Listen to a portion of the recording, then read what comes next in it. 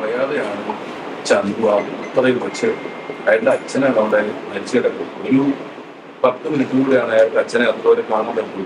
അത് കഴിഞ്ഞാൽ വെറുതെ വെച്ചാൽ മുമ്പ് അതിനു മുമ്പ് ഒരു 10 മിനിറ്റ് ഒരു ട്യൂഷണ സ്ഥലത്ത് നിന്ന് അത് കാണാൻ അവസരം കൊടുക്കാത്ത അവസ്ഥകൾ ഒഴിവാക്കപ്പെടേണ്ടതാണെന്ന് പറയുന്നു. മനുഷ്യന് സ്വകാര്യത എന്ന് പറയുന്നത് മനുഷ്യനെ സംബന്ധിച്ചിടത്തോളം ഒരു ഭരണഘടനാ അവകാശമാണ്. ആ സ്വകാര്യതയിലേക്കുള്ള ലംഘനം അല്ലെങ്കിൽ സ്വകാര്യതയിലേക്കുള്ള കടന്നുകയറ്റം അതിന്റെ എല്ലാ അതിർവരമ്പുകളും ലംഘിച്ചൊരു കാഴ്ചയാണ് സന്നിമേടന്റെ മാനവീയത നമുക്ക് കാണാൻ സാധിച്ചിട്ടുള്ളത്. സഹപ്രവർത്തകയായിരുന്ന സുബി മരിച്ച സമയത്തും നവാസൊക്കെ മരിച്ച സമയത്തും എല്ലാം ഇത് പലതരത്തിൽ സഹപ്രവർത്തകരായ ഞങ്ങൾ ബന്ധുമിത്രാദികളുമൊക്കെ അനുഭവിച്ചിട്ടുണ്ടെങ്കിലും സന്നിമേടം മരിച്ചിട്ടുണ്ടായിരുന്നത് അതിന്റെ എല്ലാ സീമകളെയും ലംഘിച്ചിട്ടുള്ള കടന്നുകയറ്റമായിരുന്നു. അതില് എല്ലാ ജോലിയും അത് അറിയിക്കുന്ന മാന്യതയോടുകൂടി മര്യാദയോടുകൂടി ചെയ്യുന്ന ഒരുപാട് ആളുകളുണ്ട്. അവര് ഞാനീ പറയുന്നത് പൂർണ്ണമായും നഷ്ടപ്പെട്ടതാണ്. അവരെ പറ്റിയല്ല ഞാൻ പറയുന്നത്.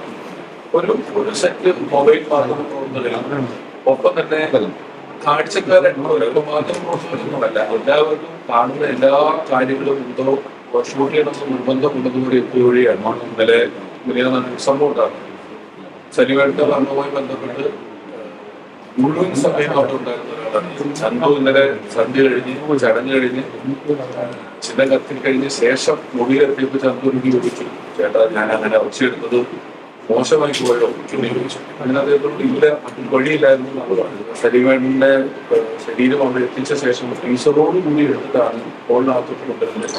അത് കൊണ്ടുവരുമ്പോൾ ഇത്രയും വെയിറ്റുള്ള സാധനം ആളുകൾ എടുത്തുകൊണ്ട് നടക്കുമ്പോൾ ഈ ഫ്രീസറിനൊക്കെ വലിയ കരമാണ്. അതിന് ചുറ്റും മൊബൈലുമായിട്ടൊന്ന് വളരെ പതുക്കെ അനുസരണം നീക്കുന്നത് കയ്യിൽ വെച്ചുകൊണ്ട് ഒരു 10 പ്രാവശ്യം വെച്ച് പ്ലീസ് സ്പീഡിൽ നടക്കണം, നിങ്ങൾ മാറുമെന്ന് പറഞ്ഞിട്ട് ചെയ്യാതിരിക്കുന്നത് വളരെ വേദനാജനകമാണ്. എല്ലാ മര്യാദകളുടെയും അപ്പുറമാണ്.